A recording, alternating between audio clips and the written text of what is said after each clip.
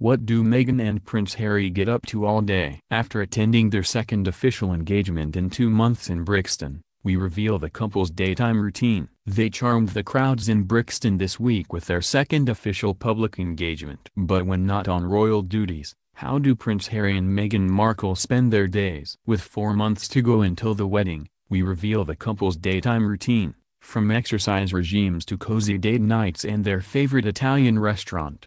Meghan is an avid foodie and likes to dine at Bocca di Lupo, a chic Italian restaurant in Soho, London, whose celebrity clientele includes actors James McAvoy and Ralph Fiennes.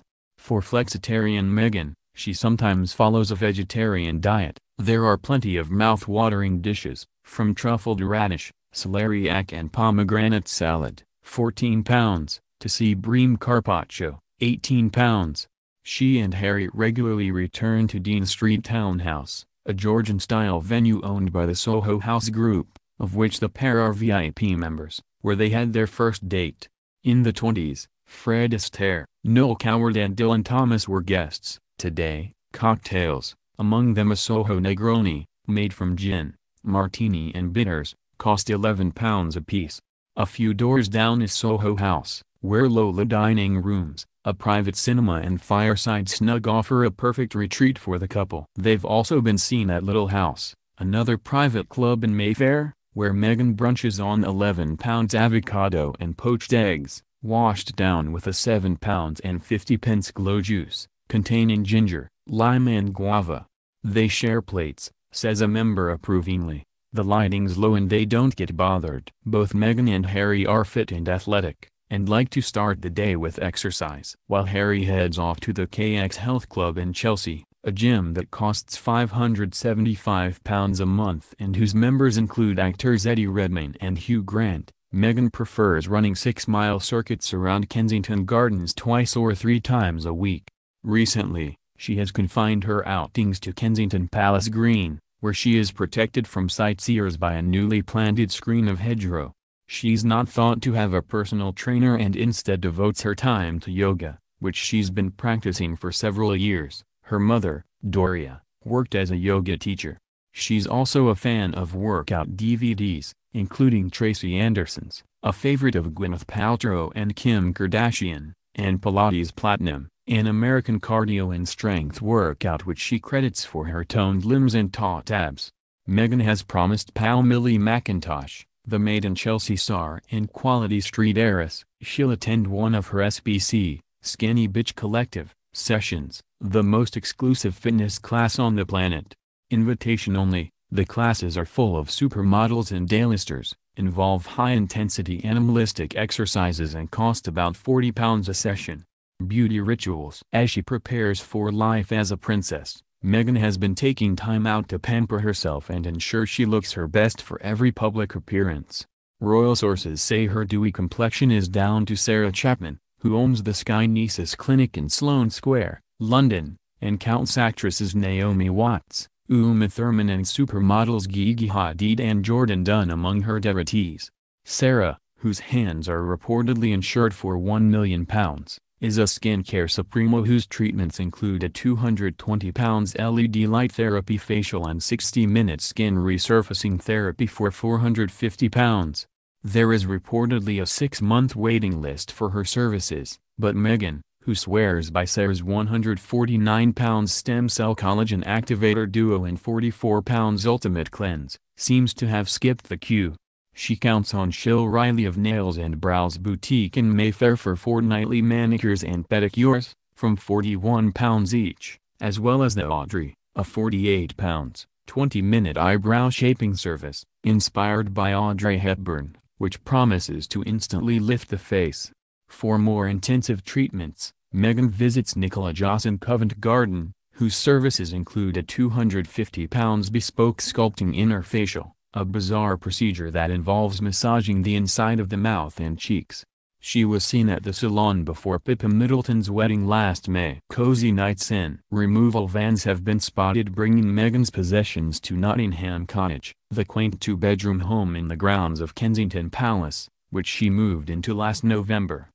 Harry has lived here since 2013, and Meghan is believed to have transformed not caught from bachelor pad to elegant marital home. Gone is Harry's messy living room and the hammock strung between two trees in the garden. Instead, Meghan has filled the interiors with soft cashmere throws, diptyque candles, white wooden furniture, vases of peonies and beach prints by Gray Mellon, her favorite photographer. Having spent much of the past 18 months apart, she and Harry love nights in, cooking together. Sources say Harry likes fish pie and beef Wellington, while Meghan's tastes extend to spicy fish and Caribbean jerk chicken, and relaxing over a glass of 80 pounds Italian Tignanello red wine. They regularly watch box sets on Netflix, and sources say they've recently enjoyed BBC shows Feud, Spiral and McMafia. A palace insider says, they're spending as much time as they can on their own together, with lots of casual suppers and TV. Super with pals. Twice a week, the sociable pair can be found at friends' houses in West London, catching up over dinner. Pals include Hugh Van Cutsum and his wife Rose Astor, Tom and Laura and Skip, whose Jamaican wedding they attended last year, and Mark Dyer, often dubbed Harry's mentor, whose Texan wife Amanda Klein is said to have particularly taken to Meghan, and in whose Fulham gastropub, the Sands End, the pair enjoyed secret dates. Meghan is building her own network of glamorous, well-connected British women. She enjoys Sunday lunches with Tanya Burr, a 28-year-old beauty blogger and YouTube star, whom she met at Wimbledon last year, and bike rides with Millie McIntosh, also 28. Other new friends include blonde socialite and stylist Olivia Buckingham, PR guru Violet von Westenholz, rumored to have introduced Meghan to her prince, and Vanessa Gzreb, the self-titled Queen of Soho and group membership director of Soho House, with whom Meghan has a matching friendship bracelet. Who's on the list? Unlike William's wedding, which was a semi-state affair, Harry and Meghan want to have complete control of the guest list, which is one reason they chose the comparatively small St. George's Chapel, Windsor. Below stairs staff say Frogmore House in Windsor Great Park is emerging as a possible location for the reception. Frogmore is a favorite of Prince Philip, who often holds Christmas parties there. Queen of shopping. Meghan has taken to shopping on the upmarket King's Road in Chelsea. Before Christmas, she was spotted nipping into smart beachwear store Heidi Klein, suggesting a pre-wedding holiday perhaps, and skincare savior Sarah Chapman. This month, she's been seen in Lululemon, a Canadian sportswear shop that sells £88 leggings and £48 yoga mats, and outside Royal Warrant Holder in Grocer Partridges, which stocks a range of U.S. foodstuffs. Meghan shops alone or with one of her beaux aides, Heather Wong, Harry's new assistant private secretary, or project manager Clara Madden. And when she's not on the King's Road, there are plenty of options on the couple's doorstep. Whole Foods, the U.S.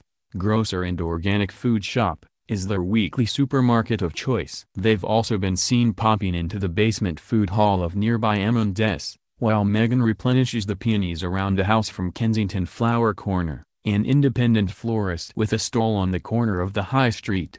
Getting round town. One way to keep the paparazzi at bay is an ever-changing fleet of cars. One day it's Harry's sporty Audi RS6. The next a people carrier with blacked-out windows. Meghan has been seen behind the wheel of a blue VW Golf and has been driven in a Polo. And sometimes they'll grab a taxi. A posh blow drive. Meghan has struck up an unlikely friendship with Spice Girl turned fashion designer Victoria Beckham, whose £500 cashmere jumper she chose for her engagement shoot last month.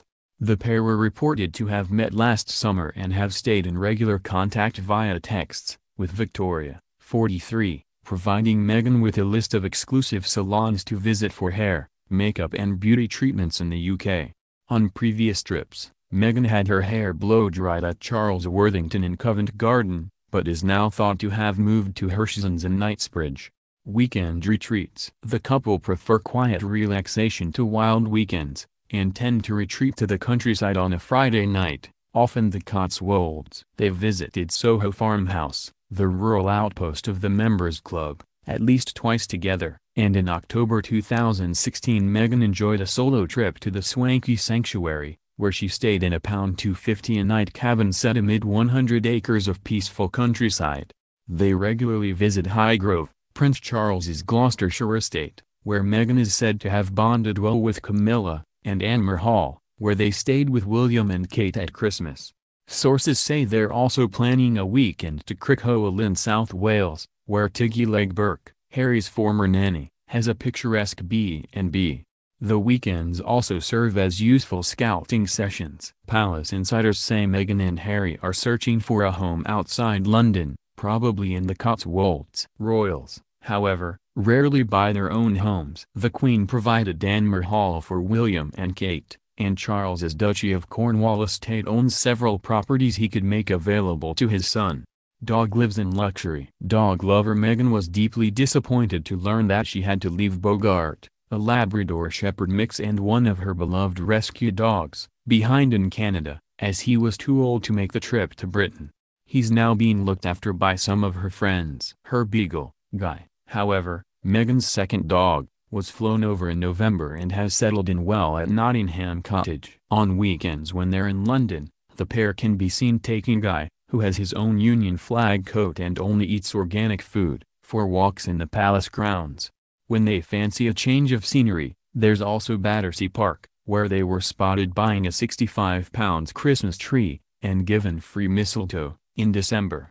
According to reports, Guy broke 2 legs last month, but is now said to be on the mend and eager for walkies to resume. Market for a prince. On her now deleted Instagram account, Meghan posted photos of trips to Portobello Road in West London, where she loves the bohemian atmosphere and quirky items for sale. She's believed to have dragged Harry to browse antiques and vintage crockery at the Saturday market a few times. Her house in Toronto had an antique French mirror and a battered suitcase reinvented as a coffee table, a shabby chic theme she is said to be replicating at Nottingham Cottage. It seems antique hunting is in Meghan's blood. Her maternal grandfather, Alvine, was an antiques dealer in LA and passed his love of collectibles on to his granddaughter. Sneaky film nights. The couple are avid theater fans and have enjoyed several dates in London's West End to see the Lion King musical and the curious incident of the dog in the nighttime. All in black and wearing beanie hats, they also enjoy regular cinema dates, slipping in unnoticed to screenings around Chelsea. What about babies? Aides insist the couple will stay at Nottingham Cottage for the foreseeable future, but palace officials have begun inquiries to identify a suitable royal apartment for when they start a family. One possibility is moving back to St. James's Palace, where Harry and William lived with Charles after Diana's death. Another includes the swanky home at Kensington Palace, currently occupied by the Duke and Duchess of Gloucester, once they retire from royal duties.